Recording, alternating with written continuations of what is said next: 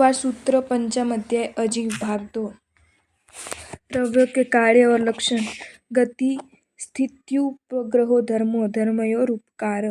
सूत्रार्थ गति और स्थिति में निमित्त बनना क्रमश धर्म और अधर्म कार्यों का कार्य है।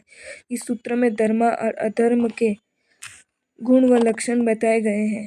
जो जीव और पुद्गल की गति में उदासीन भाव से सहायक होते हैं उसे अधर्मस्थिकाय कहते हैं। जिस प्रकार मछली को तैरने में जल सहायक होता है अथवा वृद्ध पुरुष को चलने में दंड सहायक होता है, उसी तरह जीव और पुद्गल की गति क्रिया में निमित्त होने वाला द्रव्य धर्मास्थिकाय है।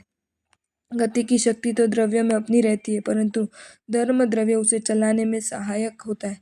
जैसे मछली स्वयं तैरती है, तथापि उसकी वह क्रिया पानी के बिना नहीं हो सकती। पानी के बिना अभाव में तैरने की शक्ति होने पर भी वह तैर नहीं सकती। इसका अर्थ है कि पानी तैरने में सहायक है। यदि वह न तैरना चाहे तो पानी उसे प्रेरणा नहीं देता। अधर्मास्थिकाय जीव और पुद्गल की स्थिति में उदासीन भाव से सहायक होने वाला द्रव्य अधर्मस्थिकाय कहा जाता है। जैसे वृक्ष की छाया पथिक के लिए ठहरने में निमित्त कारण होती है, इसी तरह अधर्मस्थिकाय जीव और पुद्गल की स्थिति में सहायक होता है। धर्म और अधर्म द्रव्यों का उपकार। जीव और पुद्गल के गति और स्थिति में उपादान कारण जीव पुद्गल स्वयं, अंतरंग निमित्त क्रियावती शक्ति, बहिरंग निमित्त धर्मास्थिकाय अधर्मास्थिकाय, साधारण कारण उदासीन भाव से सहायक और अप्रेरक धर्म और अधर्म द्रव्य, विशेष कारण पानी, दंड, छाया आदि। आकाश का उपकार। आकाशस्य अवगा स्थान प्रदान करना आकाश द्रव्य का कार्य है। विवेचन आकाशस्थिकाय अवगा प्रदान करना अर्थात स्थान देना आकाश का लक्षण है। जो द्रव्य जीव पुद्गल धर्म अधर्म और काल को स्थान या आश्रय देता है उसे आकाशस्थिकाय कहते हैं। जैसे दूध शक्कर को अवगाह देता है अथवा पीत खूंटी को अवगाह देती है, ये सब द्रव्यों का आधारभूत है। पुद्गल का उपकार। शरीर वाग मन प्राणा पाना पुद्गलानाम। शरीर वाणी मन श्वासोच्छ्वास ये पुद्गल द्रव्यों के उपकार है। सुख दुख जीवित मरणोपग्रहाश्च। सुख दुख जन्म मरण भी पुद्गल द्रव्यों के उपकार है। पुद्गल शब्द में दो पद है, पुद और गल। पुद का अर्थ है पूरा होना या मिलना और गल का अर्थ है गलना या मिटना। जो द्रव्य प्रतिपल प्रतिक्षण मिलता बिछड़ता रहता है, बनता बिगड़ता रहता है, टूटता जाता रहता है, वही पुद्गल है। पुद्गल द्रव्य के विभिन्न प्रकार से परिणाम होते रहते हैं, अतएव अनेक कार्य भी उनके प्रकार के होते हैं। उनमें से कुछ कार्यों का यहाँ उल्लेख किया जाता है, जैसे शरीर वाणी मन श्वासोच्छ्वास सुख दुख जन्म मरण आदि। शरीर निर्माण का कारण पुद्गल है। औदरिक वर्गणा से औदारिक शरीर, वैक्रिय वर्गणा से वैक्रिय शरीर, आहारिक वर्गणा से आहारक शरीर, तेजो वर्गणा से तेजस शरीर और कर्म वर्गणा से कर्मण शरीर बनता है। तब पांचों शरीर पौद्गलिक है। भाषा वर्गणा वाणी का निर्माण करती है। भाषा दो प्रकार की होती है, भाव भाषा और द्रव्य भाषा। भाव भाषा तो विअंतराय मति ज्ञानावर्णीय श्रुता ज्ञानावर्णीय के शयोपशम से तथा अंगोपांग नामक के कर्म के उदय से प्राप्त होने वाली जीव की एक विशिष्ट शक्ति है, जो पुद्गल सापेक्ष होने से पुद्गलिक है। ऐसी शक्तिमान आत्मा से प्रेरित होकर वचन रूप में परिणित होने वाला भाषा वर्गना के स्कंध ही द्रव्य भाषा है। इस प्रकार भाषा पुद्गल का कार्य है। मनोवर्गना से मन का निर्माण होता है। मन दो प्रकार का है, द्रव्य मन और भाव मन। गुण दोष विचार या लब्धि और उपयोग लक्षण भाव मन पुद्गलों के आलंबन से होता है, इसलिए पौद्गलिक है। आत्मा के ज्ञानावर्णीय वीर्यंतराय के क्षयोपशम से आलंबन बनने वाला है सहायक, जो पुद्गल शक्ति विशेष से युक्त होकर मन रूप से परिणत होता है, वे द्रव्य मन है। श्वासोच्छ्वास जीव द्वारा उदर से बाहर निकले जाने वाला निश्वास वायु और उदर के भीतर पहुंचता जाने वाला उच्छ्वास वायु से दोनों पौद्गलिक है और जीवन पद होने से आत्मा के उपकारी है। सुख और दुख जो जीव अनुभव करते हैं उनका अंतरंग कारण सातावेदनीय और असातावेदनीय कर्म है, जो स्वयं पौद्गलिक है। कोमल स्पर्शी गर्मियों में ठंडी हवा आदि भी मन को सुख देते हैं। इसी प्रकार रुक्ष और कठोर स्पर्श तथा तीखे कांटे आदि भी दुख की अनुभूति कराता है। ये सब बाह्य कारण है। जीवन मरण आयुष्य कर्म के उदय से देहधारी जीव के प्राण और प्राण का चलते रहना जीवन है और प्राणापान का उच्छेद हो जाना मरण है। जीव का उपकार। परस्परो ग्रहो जीवानाम। परस्पर के कार्य में निमित्त होना जीवों का उपकार है। परस्पर एक दूसरे के लिए निमित्त बनना जीव का उपकार है। एक जीव हित अहित के उपदेश द्वारा दूसरे जीव पर उपकार करता है। मालिक पैसे देकर नौकर पर उपकार करता है और नौकर सेवा करके या हित अहित की बातों के द्वारा मालिक पर उपकार करता है। संसार का प्रत्येक प्राणी एक दूसरे के उपकार या सहयोग पर आश्रित है। काल का उपकार वर्तना परिणाम क्रियापरत्व परेत्व च कालस्य। सूत्रार्थ वर्तना परिणाम क्रियापरत्व और अपरत्व ये काल द्रव्य के उपकार है। वर्तना परिवर्तन का स्वभाव। यद्यपि प्रत्येक द्रव्य अपनी निजी शक्ति से पर्याय रूप परिवर्तन करता है, नया नया पर्याय धारण करता है, किंतु काल उसमें निमित्त कारण बनता है। जैसे शरीर का जवानी से बुढ़ापे की ओर बढ़ने से वर्तना है। परिणाम द्रव्य का अपने स्वभाव को छोड़े बिना अन्य पर्याय रूप में बदल जाना परिणाम है। जैसे बुढ़ापा आ गया। क्रिया का अभिप्राय यहाँ गति है। एक क्षेत्र में अन्य क्षेत्र में गमन करना वह क्रिया है। क्रिया जीव और पुद्गल की होती है, द्रव्यों की नहीं। परत्व ज्येष्ठ परत्व और कनिष्ठता अपरत्व ये 3 प्रकार का है। प्रशंसाकृत जैसे धर्म महान है, अधर्म निकृष्ट है। क्षेत्रकृत अमुक स्थान निकट और अमुक स्थान दूर है। कालकृत राम की आयु 10 वर्ष, श्याम की आयु 8 वर्ष। अतः राम श्याम से ज्येष्ठ है तथा श्याम राम की अपेक्षा कनिष्ठ है। 6 द्रव्यों का उपकार। स्पर्श रस गंध वर्णवत पुद्गल है। स्पर्श रस गंध और वर्ण वाले पुद्गल होते हैं। शब्द बंध लक्षणीय स्थौल्य स्थान भेद तमर छाया तप्योत्पत्त्यश्च तथा वे शब्द बंध सूक्ष्मत्व स्थूलत्व संस्थान भेद अंधकार छाया आतप और उद्योत वाले भी होते हैं। विवेचन। पुद्गल के मुख्य 4 गुण है, स्पर्श रस गंध और वर्ण। पुद्गल के प्रत्येक परमाणु में ये 4 गुण होते हैं। इन चारों गुणों के परिणमन स्वरूप पुद्गल के 20 गुण होते हैं, जो इस प्रकार है। स्पर्श जो स्पर्श किया जाता है उसे स्पर्श करते हैं। ये 8 प्रकार के हैं। कठिन कोमल मृदु भारी गुरु हल्का लघु शीत ठंडा उष्ण गर्म चिकना स्निग्ध और रूखा रुक्ष। जो स्वाद रूप होता है उसे रस कहते हैं। ये 5 प्रकार का है।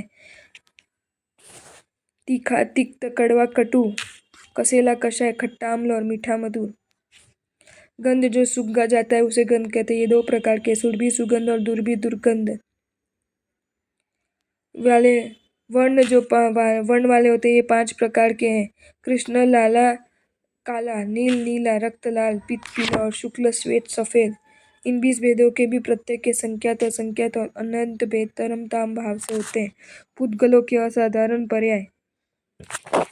एक स्कंद के साथ दूसरे स्कंद टकराने से जो ध्वनि समुत्पन्न होती है वह शब्द है। शब्द श्रोतेंद्रिय का विषय है। शब्द के 2 प्रकार है, स्वाभाविक और प्रायोगिक। स्वाभाविक शब्द ऐसे शब्द जो सहज ही होते हैं, जिनकी उत्पत्ति से जीव का कोई प्रयत्न नहीं करना होता, अतः अप्रयत्नजन्य शब्द का स्वाभाविक शब्द कहते हैं, जैसे बादलों की गर्जना। प्रायोगिक शब्द जो शब्द जीव के प्रयत्न पूर्वक होते हैं उन्हें प्रायोगिक शब्द कहते हैं। ये 2 प्रकार का है, भाषात्मक शब्द और अभाषात्मक शब्द। भाषात्मक शब्द जो शब्द भाषा के रूप में अभिव्यक्त होता है वे भाषात्मक शब्द कहलाते हैं।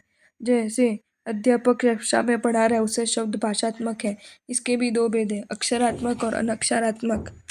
जो अक्षर रूप में बोले एवं लिखे जाते वे अक्षरात्मक शब्द है। मनुष्य व्यवहार में आने वाली अनेक प्रकार की बोलियां और जो अक्षर रूप में नहीं होते हैं वे अनक्षरात्मक शब्द, जैसे पशु पक्षियों की भाषा, मनुष्य के संकेत वचन आदि। असाधात्मक शब्द जो शब्द भाषा के रूप से अभिव्यक्त न होते, अर्थात वाद्य यंत्रों से जो ध्वनि उत्पन्न होती है वह भाषात्मक कहलाती है। तत् चमड़े से बने तबला ढोलक मृदंग आदि से उत्पन्न होने वाले शब्द को तत् कहते हैं। वितत तार वाले वाद्य वीणा सितार आदि से पैदा होने वाले शब्द वितत है। धन घंटा ताल आदि ठोस द्रव्य से उत्पन्न ध्वनि को धन कहते हैं। सुशीर फूंक कर बजाए जाने वाले शंख बांसुरी आदि से पैदा होने वाले शब्द को सुशीर कहते हैं। एक अन्य अपक्षय शब्द के 3 भेद किए जो इस प्रकार है।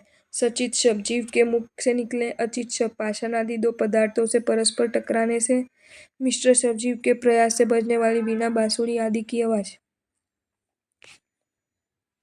बंध पुद्गलों के पारस्परिक संबंध को बंध कहते हैं। ये बंध 2 प्रकार का है, वैश्विक स्वभाव जन्य और प्रायोगिक प्रयोग जन्य बंध। वैश्विक बंध, ये बंध सहज होता है, इसके लिए जीव के किसी प्रकार की प्रयत्न की आवश्यकता नहीं पड़ती है। आकाश में बादलों की घटा बनती है, इंद्रधनुष भी बनता है, ये सहज ही बनते हैं, इसलिए इस बंध को वैश्विक कहा जाता है। ये बंध सादी और अनादि दोनों प्रकार का होता है। जीव और पुद्गलों के बीच में जो संबंध है वह अनादि है। सादी बंध केवल पुद्गलों का होता है। प्रायोगिक संज नहीं है, जीव प्रयत्न जनित है, इसके लिए प्रयास करना पड़ता है। दर्जी कपड़े सीता है, कारीगर इमारत बनाते हैं, इसमें विभिन्न तत्वों का जो संबंध है वह प्रयत्न द्वारा होता है। वह बंध सादी और शांत है। सूक्ष्मता का अर्थ छोटापन है, ये दो प्रकार का है, अन्य चरम सूक्ष्मता और अपेक्षित सूक्ष्मता। अन्यथा या चरम सूक्ष्मता की वह चरम स्थिति जिसका खंड फिर से नहीं किया जा सकता, जैसे परमाणु। आपेक्षिक सूक्ष्मता, इसमें किसी अपेक्षा से सूक्ष्मता का आकलन होता है। दो छोटी बड़ी वस्तुओं में तुलनात्मक दृष्टि पाई जाती है, जैसे आम से आंवला छोटा है और आंवले से अंगूर छोटा है। स्थूल का अर्थ मोटापन, ये भी दो प्रकार है, अन्यथा चरम स्थूलता और अपेक्षित स्थूलता। अन्यथा स्थूलता सबसे बड़ा स्कंद, ऐसा स्कंद संपूर्ण लोकव्यापी महास्कंद होता है। अपेक्षित स्थूलता, अपेक्षा से स्थूलता को व्यक्त करना, यह अपेक्षिक स्थूल है। आम की अपेक्षा खरबूज स्थूल और खरबूज की अपेक्षा तरबूज स्थूल है। स्थूलता। संस्थान का अर्थ आकार, रचना, विशेष है। परमाणुओं के संयोग वियोग से विभिन्न प्रकार से जो आकृति बनती है उसे संस्थान कहते हैं। ये भी दो प्रकार की, इत्थम संस्थान और अनित्थम संस्थान। इत्थम संस्थान, जिसके विषय में यह संस्थान इस प्रकार का है, यह निर्देश किया जा सके, यह वह इत्थलक्षण संस्थान है। गोल, त्रिकोण, चतुष्कोण आदि ये सब इत्थलक्षण संस्थान है। अनित्यम संस्थान, मेघ आदि के आकार जो कि अनेक प्रकार के और जिनके विषय में ये इस प्रकार का है ऐसा नहीं कहा जा सकता, वह अनित्यम संस्थान है। भेद का अर्थ विश्लेषण अथवा पृथक्करण है। जब कुछ परमाणु अपने स्कंदों से टूटकर अलग होते हैं तो उनके भेद कहते हैं। ये 5 प्रकार का है, उत्कर, चूर्ण, खंड, प्रतर और अनुचटन। उत्कर, आड़ी से लकड़े के चीरने को उत्कर कहा गया है। चूर्ण, गेहूं आदि को आटे के रूप में परिवर्तित होना चूर्ण है। धरे, खंडम, दड़े आदि का टुकड़े टुकड़े होकर टूट जाना खंड है। प्रतर, बादल के अलग अलग पटल का होना प्रतर है। अनुचटन, गर्म लोहे पर चोट करने से जो चिंगारी अलग होकर निकलती है उसे अनुचटन कहते हैं। या आम, संतरा आदि फल को छीलकर उसके फल तथा छिलके को अलग अलग कर देना। तम अर्थात अंधकार, जो देखने में बाधक और प्रकाश का विरोधी हो, वह अंधकार है। छाया, प्रकाश पर आवरण पड़ जाने पर छाया उत्पन्न होती है, इसमें दो प्रकार है, तद्वर्ण परिणत और अप्रतिबिंब। दर्पण आदि स्वच्छ पदार्थों में पड़ने वाला बिंब, जिसमें मुखादि का वर्ण आकार आदि ज्यों का त्यों दिखाई देता है। प्रतिबिंब, अन्य अस्वच्छ वस्तुओं पर पड़ने वाली परछाई प्रतिबिंब रूप है। उद्योत, शीत प्रकाश को उद्योत कहते हैं। चंद्र, ग्रह, नक्षत्र आदि पदार्थ तथा जुगनू आदि के शीतल प्रकाश को उद्योत कहते हैं। अनवस्करण दाश्च, पुद्गल के दो भेद है, परमाणु और स्कंद। पुद्गल के प्रमुख दो भेद हैं, अणु और स्कंद। पुद्गल द्रव्य का वह छोटे से छोटा सूक्ष्मतम अंश जिसका फिर विभाग न हो सके, जो इंद्रिय ग्राह्य नहीं है, जो नित्य है तथा किसी एक रस, एक गंध, एक वर्ण और दो स्पर्श से युक्त होता है, उसे परमाणु कहते हैं।